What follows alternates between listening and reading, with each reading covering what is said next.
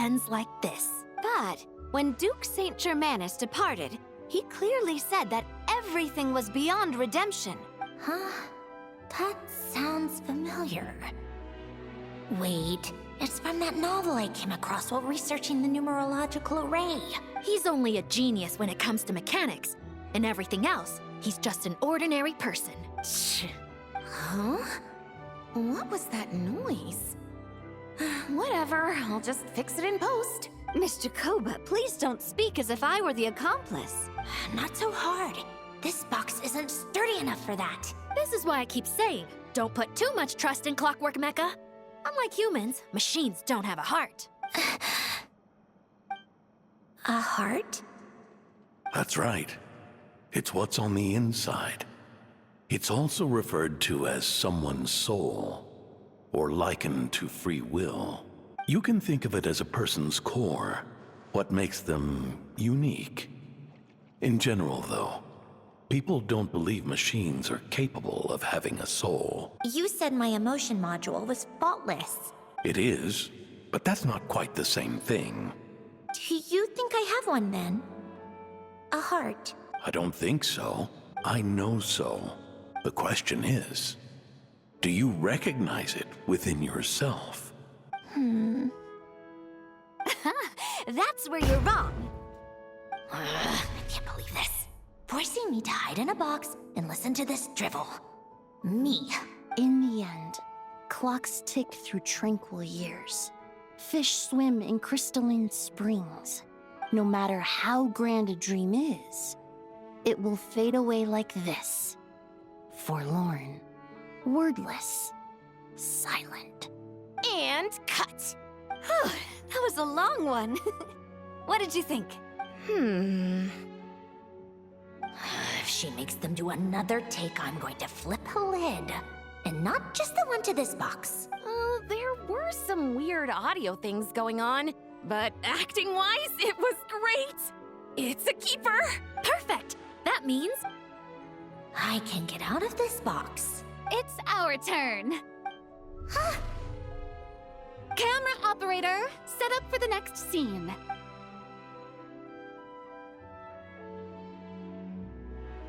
In this one, our protagonist peruses an aquarium in a foreign land and gets swept up in memories of her friend. So, in terms of lighting, that's the vibe we're going for. Got that? Shoot. I thought there'd be a break and Zandroni could slip away. What are we gonna do now? Break a leg! Yep, we're headed off to shoot our next scene.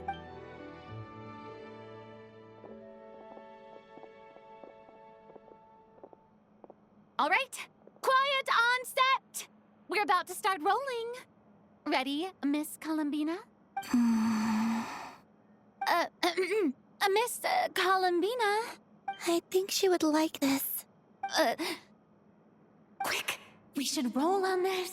It doesn't forage with the others, or prey upon its smaller kin. Instead, it remains where it is, cradled in the coral's quiet beauty, as though the raging cyclones above are of no consequence. And yet, she still stood before the cyclone in the end. So I think that story has it wrong. She is no different than us. She has a heart. Columbina.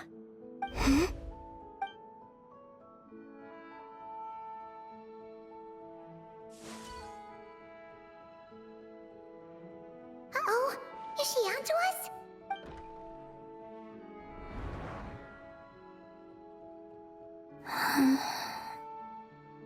What is she doing? Cut! You okay, Columbina?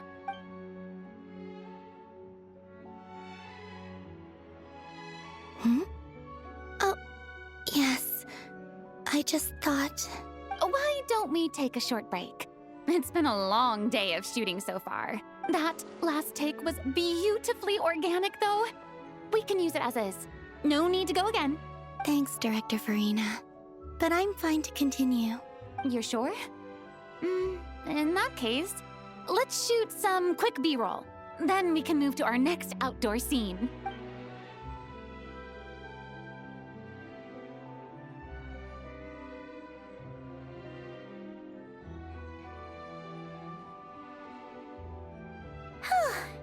We're in the clear this time. Ugh! Absolutely suffocating. You okay, Sandrone? Right as rain. Come on, let's go check the test results. It's time for me to go home.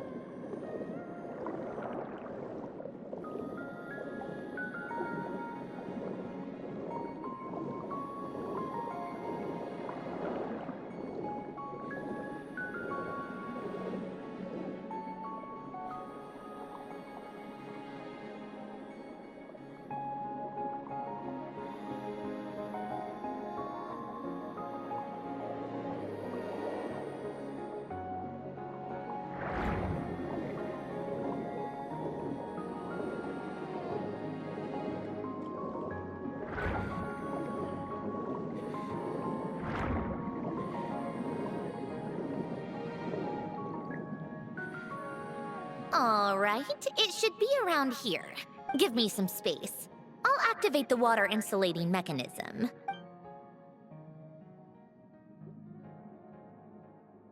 The what? Alain, much like Renee, had long predicted that the water levels in Fontaine would rise. Thanks to his expertise in mechanics, he was able to implement a few simple measures to protect our home from flooding. I told him there was no need, that I would just move when the water rose too high. But it would seem he knew a day like this would come.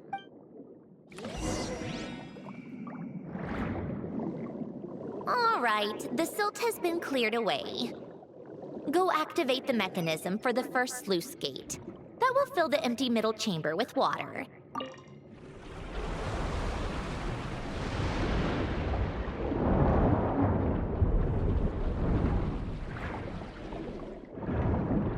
All right, now turn on the drainage mechanism in front of the second sluice gate, and this chamber will become empty once again.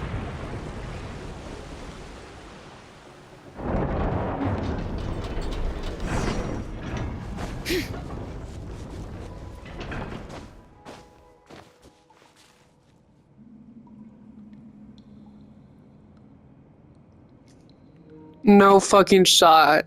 This is crazy. This is... I have to break it, but this is something that we see really early on in the story, actually. This is all the way back at the start of Fontaine. This is one of the side quests. Or at least it looks identical. It probably is.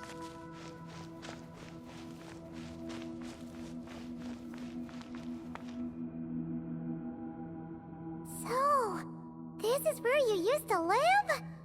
It's beautiful! There's even a garden! Back when I lived here, it was my job to tend to the potted plants and flower beds. Still growing strong even after all this time. Who would have thought? If the weather was nice, I would take Alen out in his wheelchair and we would go for a walk. Before long, we started bringing Polonia along too. Come to think of it, I was the only one who could get around easily back then. Polonia always got stuck at some point, and it was up to me to launch a rescue mission. Happy. I suppose they were. Uneventful, but pleasant. Repetitive, but peaceful. It was like living in a world where time didn't exist. Of course, that was all just an illusion. Death still awaits all of us at the end. Oh. All right, enough standing around. Let's head inside.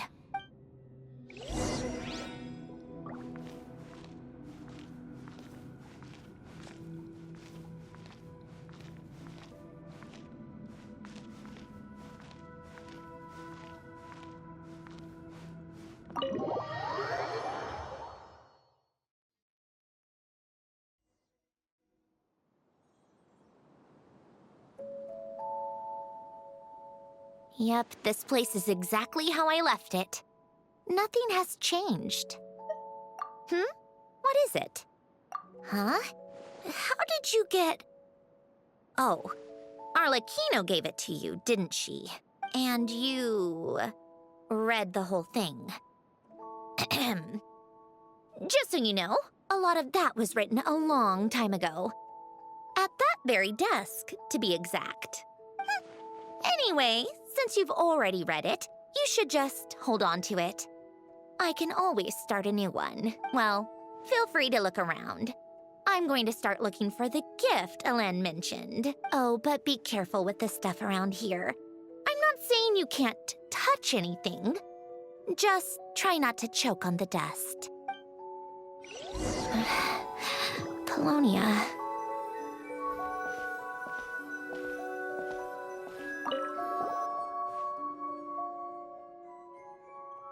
Wait, the people in this picture look kind of familiar. Oh, this was taken when Alen and Renee were both still at the Fontaine Research Institute. Before their falling out. In his later years, Alen would often sit by the fireplace and stare at this picture, wearing an expression somewhere between guilt and longing. He said he sometimes regretted not helping his friend when he needed it most, even if just to stop him.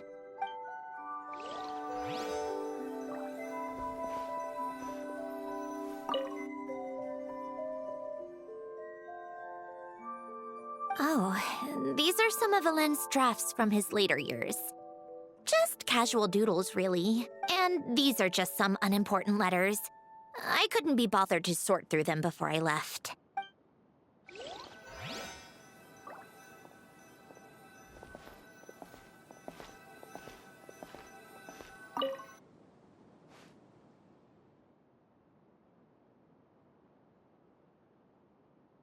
Oh, I played with these when I was little.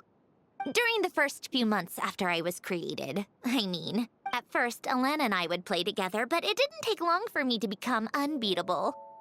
So, Polonia and I played together instead. Yeah, these don't look like Paimon's kind of games. Logic and math puzzles?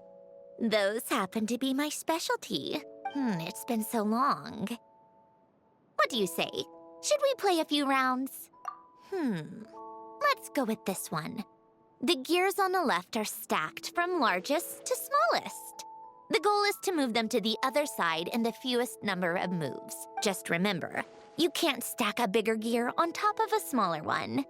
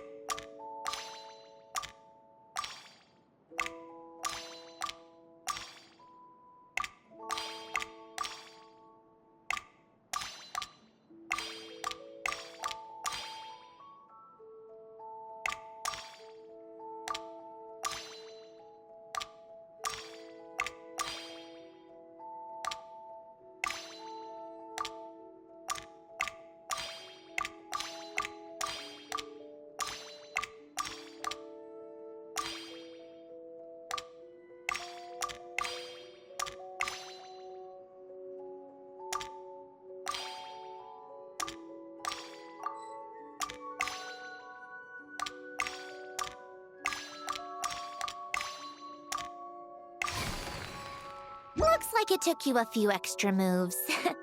My first attempt was the same. You'll get better with practice. Well, what did you think of the game? You showed quite a bit of promise, too. We should do this again sometime. There are other puzzles we could try.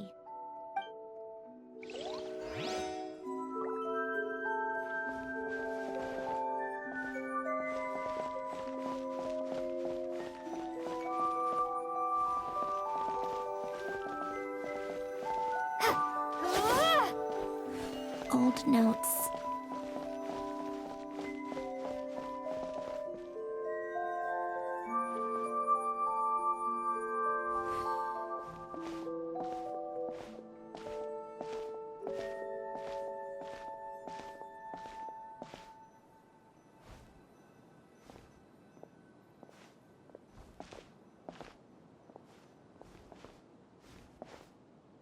A warm hearth.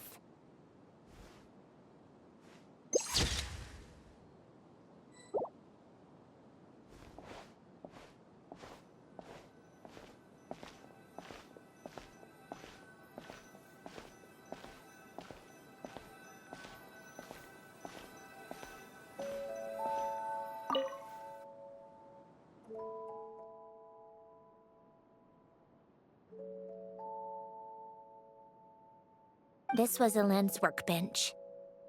Later on, of course, it became mine. It's where both Polonia and I were brought to life. Before Elend was bedbound, this is where he would teach me about mechanics. I would sit and listen, chiming in with questions here and there. Later on, when he got too sick, I took over and would work on Polonia here. Wow! This house is filled with so many memories! It's so cozy and charming! You should have seen it in its prime, when people actually lived here. A lit fireplace, a steaming cup of coffee. That's the real deal. You know, we also used to have a mechanical piano that Elend built. Oh! How chic! Elend never played it much.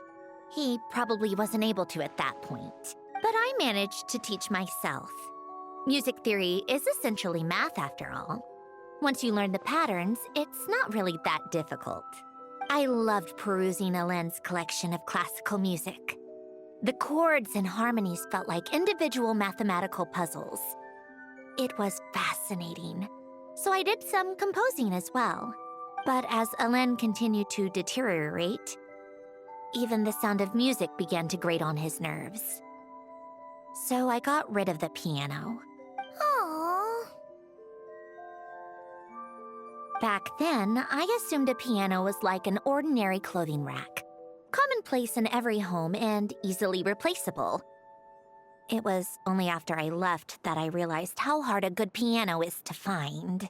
Enough about that. Elend's gift should be just in here. The only things undisturbed before I left were a few of his personal belongings.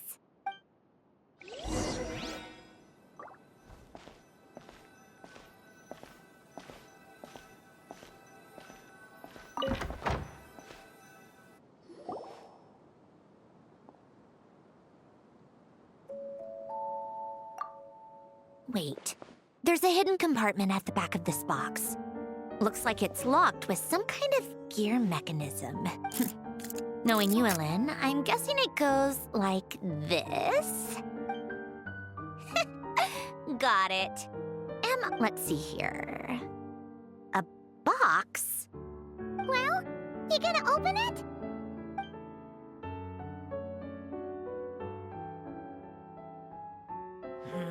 It's heavier than I was expecting. Just how much stuff is in here?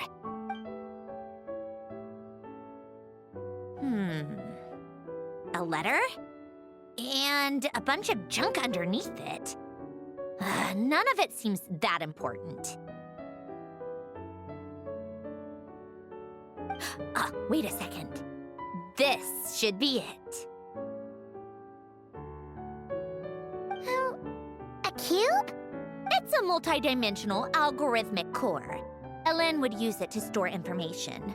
Only Polonia and I have access. All right, I'll start looking into the core and the letter. Feel free to go through the rest of the stuff and see if there's anything useful.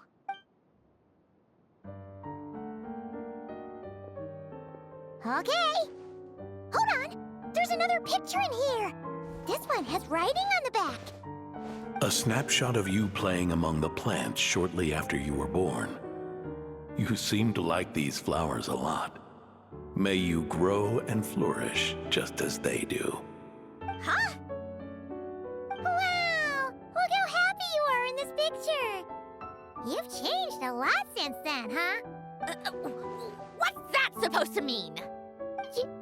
Just that you come off kind of aggressive sometimes. Or, annoyed at everyone around you. Well then, people should stop being so annoying. It's not like I'm the one with the problem. Of course not. Oh, here's something else. Looks like a piece of paper torn out from somewhere. Today, I solved another math puzzle and made a breakthrough on a construction problem the Institute has been stuck on for years. Am I a genius or what? No, wait, that's From now on, I should have people address me as Her Highness the Clockwork Princess, Unraveler of all reason. No more of that. I thought I tore this page out. You wrote this? Then how did it get... Wait, there's more writing at the bottom. You seem to have developed a distaste for this particular entry, considering I found it in the trash. I'm sorry, but I could not help but hold on to it. Forgive me. Lynn! Don't be embarrassed. Everyone goes through a phase like that. Nonsense. I wasn't even the one who wrote that. It must have been Polonia. That's enough. I told you it was Polonia. You know what? We're done with this. No more rifling around in the box. Just put it down and let me read the letter. To my little clockwork princess. Not another word. Got that? If you're reading this, You've most likely received the gift I left for you. I just hope you didn't stumble across all this while cleaning out my effects or something trivial like that. I once asked if there was something you wished for. Do you remember that? I wonder if time has changed your answer. Regardless, I have another gift. A formula that will allow you to come face to face with the anomaly inside of you. Why this gift? To understand that, allow me to wax poetic on the soul once again. I would ask you to stick with me until the end, but I know you will. You always have. I believe a person should be born twice over in their lifetime. First, there's the birth that grants us life. Then, the birth of the soul. It's a matter of transforming the life bestowed upon us into the life we choose for ourselves. And to do that, we must look inward. We must make a conscious choice to define the meaning of our life instead of allowing the happenstance of our existence to pass us by. This is the process of recognizing the soul that lives within us. You are my proudest masterpiece. I told you that long ago. But to me, you have never been a creation or a machine. To me, you're just like the rest of us. You have a heart. In fact, some theories think of the human brain as nothing more than a machine, and thought the product of its computations. So you see, perhaps we're not so different after all. Your inner machinery is just far more advanced than most, no matter how one looks at it. The heart is a complex thing, a place where logic and reason collide with our emotions. Your computational capacity allowed you to become sentient and develop logical reasoning. But it also granted you something that, on the surface, might seem contradictory. Emotion. Emotions and logic often clash with each other, and those instances of discord can accumulate over time. That is the source of what you refer to as the anomalies within you. As you told me once, you've always known what you don't want. Yet you've never wished for anything in particular, similar to how a blind person can feel when a part of their body is in pain without being able to fully visualize its form. Such is your relationship with your soul.